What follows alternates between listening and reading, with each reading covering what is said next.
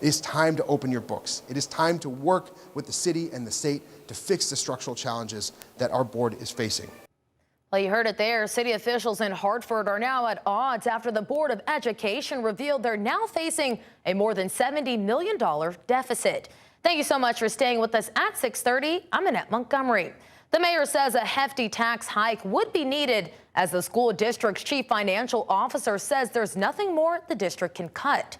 Fox 61's Alicia Hercules breaks down how the city and the school district thinks this issue should be resolved. Mayor Arunan Arulampalam says Hartford Public Schools' $74.5 million deficit would result in a 26% tax increase for people who live in the city, something he says people can't afford. We cannot afford to fire more teachers or more paraeducators. Hartford Mayor Arunan Arulampalam says the city learned about a month ago of the structural deficit of $64 million. He says it's now grown to a deficit of $74.5 million. To make up for this deficit, the mayor says it would result in a hefty tax hike. Our residents cannot afford to pay 26% in additional taxes. It would be devastating for so many families. He says the city has attempted to speak with Hartford Public Schools to address the deficit and structural challenges several times. That they canceled site visits, they canceled meetings with senior administrators, they refused our data requests because they did not want to work on the structural challenges that exist within our schools. However, Caitlin Richard, the chief financial officer for Hartford Public Schools, says they've been working alongside the city to address those issues. I meet directly with the finance team. We spent over 2 hours together last week. I showed them everything in our budget, and they also said, I don't really see anything you can cut.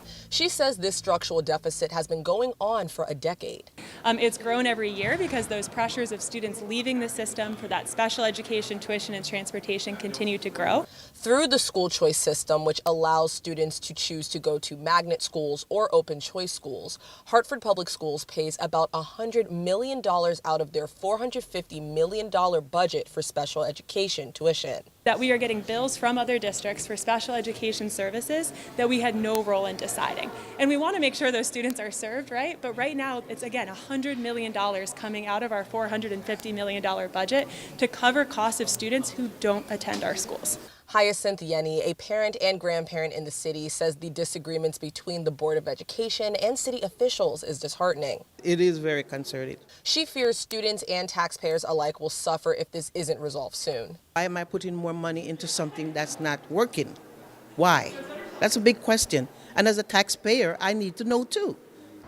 The school district has also seen a steep drop in enrollment. Just last month, the Hartford Public Schools superintendent told Fox 61 that last year alone, they lost more than 1,000 students. The Board of Education recently approved a $500,000 contract with a recruitment firm to attempt to bring some of those students back. In Hartford, Alicia Hercules, Fox 61.